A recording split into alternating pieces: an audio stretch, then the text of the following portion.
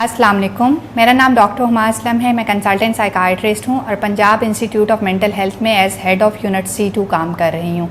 इसके साथ साथ DHA फेज़ 8 में अपना प्राइवेट क्लिनिक रन कर रही हूँ।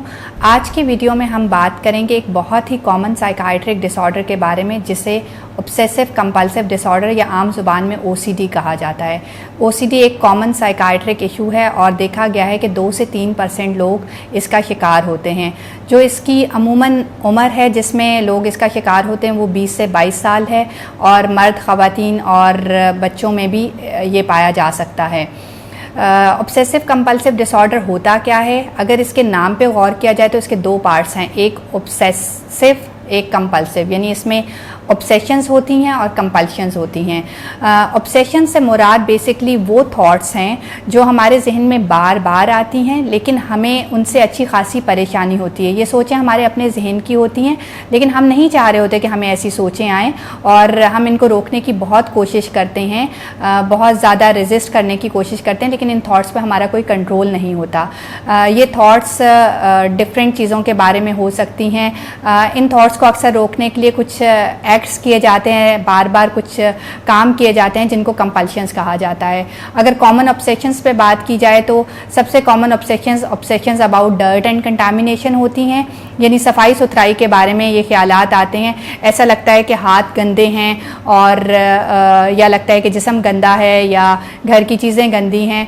तो जब बार बार ये थॉट्स आती हैं तो इनको एड्रेस करने के लिए बार बार हाथ धोए जाते हैं, फर्श साफ़ किया जाता है, घर साफ़ किया जाता है या बार बार नहाया जाता है, जिसमें दिन का अक्सर वक्त लग जाता है। और ऑब्सेशनल डाउट्स हो सकते हैं, ऐसा लगता है कि चूल्हे सही से बंद नहीं हैं तो बार बार चूल्हे चेक किए जाते हैं और ये एक बार चेक नहीं होता, ये 15-15, 20-20 बार बल्कि इससे भी ज़्यादा दफ़ा चेक किए जाते हैं और इसमें अच्छा खासा वक्त लगता है। या कुंडियाँ ताले बार बार चेक किए जाते हैं या पैसे बार बार गिने जाते हैं। तो ये कुछ डाउट्स होते हैं जिस पे कंपल्शंस क्या होती हैं कि बार बार जाके चेक करना।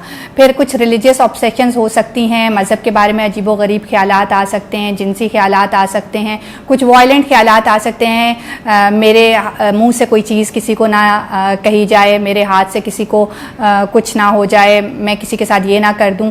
ये थॉट्स बार बार आती हैं और इन थॉट्स को रोकने के लिए अक्सर कुछ एक्ट्स किए जाते हैं, जैसे बॉडी की कुछ मूवमेंट्स कर ली जाती हैं। इसी तरह सिमेट्री के बारे में या ऑर्गेनाइजेशन के बारे में थॉट्स आती हैं कि ये चीज़ इस तरह ना पड़ी हुई तो कुछ बुरा इंसिडेंट हो जाएगा, मैंने ये काम इतनी बार ना किया तो मेरे घर वालों के साथ कुछ हो जाएगा या मेरे साथ कुछ हो जाएगा। तो इस तरह की कुछ थॉट्स आती हैं और वो उस थॉट्स की वजह से वो काम फिर आप उतनी बार रिपीट करते हैं ताकि उस इंसिडेंट को जो आपके जहन में आ रहा है उसको अवॉइड किया जा सके। ये कुछ कॉमन ऑब्सेशंस और कंपल्शंस हैं और इसमें सिग्निफिकेंट फंक्शनल डिक्लाइन आ रहा होता है, आपके रोज़मर्रा की ज़िंदगी बहुत ज़्यादा इफ़ेक्ट हो रही होती है। बात करेंगे कि ऑब्सेसिव कंपल्सिव डिसऑर्डर या OCD की वजह क्या होती है। देखा गया है कि एक तो जेनेटिक्स हैं, अगर फैमिली में किसी को OCD का मसला है तो बच्चों में होने के चांसेस ज़्यादा होते हैं।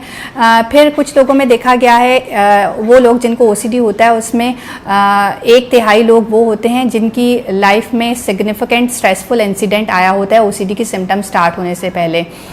फिर अगर लाइफ में कुछ सिग्निफिकेंट चेंजेस हों, जैसे रिस्पॉन्सिबिलिटीज़ बहुत ज़्यादा बढ़ जाएं, जैसे नई शादी हुई या फिर बच्चा पैदा हो गया, तो सम टाइम लाइफ में जो सिग्निफिकेंट चेंज होती है उसके बाद भी OCD के सिम्टम्स ट्रिगर कर सकते हैं। फिर कुछ पर्सनालिटीज़ होती हैं, कुछ लोग होते हैं जो ओवरली परफेक्शनिस्ट होते हैं, जिनको हर काम एक परफेक्ट वे में चाहिए होता है, बहुत ज़्यादा ऑर्गेनाइज्ड होते हैं, तो उन लोगों में भी OCD डेवलप होने के चांसेस ज़्यादा होते हैं। इन सब वजहों से हमारे दिमाग में एक केमिकल होता है जिसे सेरोटोनिन कहा जाता है। सेरोटोनिन की मिकदार ब्रेन में कम हो जाती है जिसकी वजह से OCD की सिम्टम्स ट्रिगर कर जाती हैं। अब बात करेंगे कि OCD की ट्रीटमेंट कैसे की जाती है। जैसे मैंने पहले कहा कि OCD दिमाग में कुछ केमिकल हैं उसकी कमी से होता है, तो इसकी ट्रीटमेंट जो है वो कॉम्बिनेशन थेरेपी होती है। कुछ ऐसी मेडिसिन्स दी जाती हैं जिससे हमारे दिमाग में सेरोटोनिन लेवल बढ़ जाता है, इसको सिलेक्टिव सेरोटोनिन रीअपटेक इनहिबिटर्स कहा जाता है। और सम टाइम जो OCD की वजह से बहुत ज़्यादा एंग्जाइटी होती है उसको कम करने के लिए या अगर नींद के मसाइल हो रहे हैं तो उसको कम करने के लिए नींद की दवाइयाँ या एंग्जाइटी को शॉर्ट टर्म कम करने के लिए बेंजोडाइज़ेपिन्स दी जा सकती हैं। OCD की ट्रीटमेंट लंबे अरसे तक चलती है क्योंकि OCD के मरीज़ को एक साइकाइट्रिस्ट के पास पहुंचने में अमूमन कई साल लग जाते हैं और जितना ट्रीटमेंट लेने में डिले होता जाता है उतनी बीमारी बढ़ती जाती है। अमूमन देखा गया है कि OCD की ट्रीटमेंट जब स्टार्ट की जाती है तो तकरीबन 1 से 2 साल लेनी पड़ती है। इसके साथ साथ इसकी साइकोथेरेपी भी की जाती है। ये कॉम्बिनेशन होता है ट्रीटमेंट का। साइकोथेरेपी में हमारे पास CBT कॉग्निटिव बिहेवियरल थेरेपी की जाती है और एक्सपोजर रिस्पॉन्स प्रिवेंशन की जाती है, ERP थेरेपी की जाती है। CBT में बेसिकली थॉट्स पे काम किया जाता है और ERP में एक्सपोजर रिस्पॉन्स प्रिवेंशन में उन चीज़ों की लिस्ट बनाई जाती है जिसकी वजह से आपको एंग्जाइटी होती है। जैसे अगर आपको बहुत ज़्यादा डर्ट एंड कंटामिनेशन की ऑब्सेशन है और आपको लगता है कि जैसे इस टेबल पे हाथ लग के मेरे हाथ गंदे हो जाएंगे, तो उसमें क्या किया जाता है कि आप डिले किया जाता है, आपसे टेबल पे हाथ लगवाया जाता है और आपने हाथ धोने को डिले करना होता है, अपनी कंपल्शंस को डिले करना होता है और आहिस्ता आहिस्ता कंपल्शन का टाइम बढ़ाया जाता है, कंपल्शन को रोका जाता है और थॉट्स को इग्नोर करना सिखाया जाता है। एंग्जाइटी को बेहतर करने के लिए डीप ब्रीदिंग सिखाई जाती है या डिफरेंट टेक्निक सिखाई जाती हैं जिसकी वजह से एंग्जाइटी कम हो सके।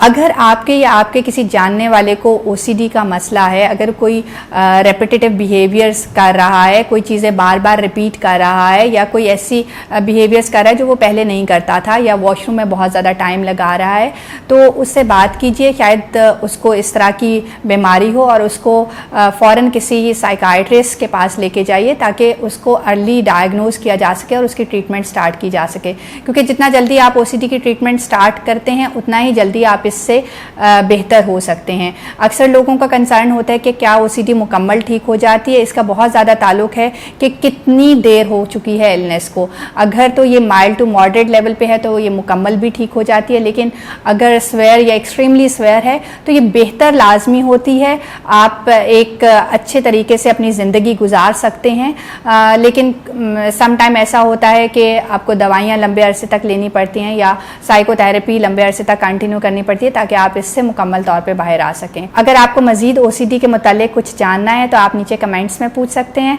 इस तरह की मालूमाती वीडियोस के लिए हमारा चैनल सब्सक्राइब कीजिए। Thank you very much.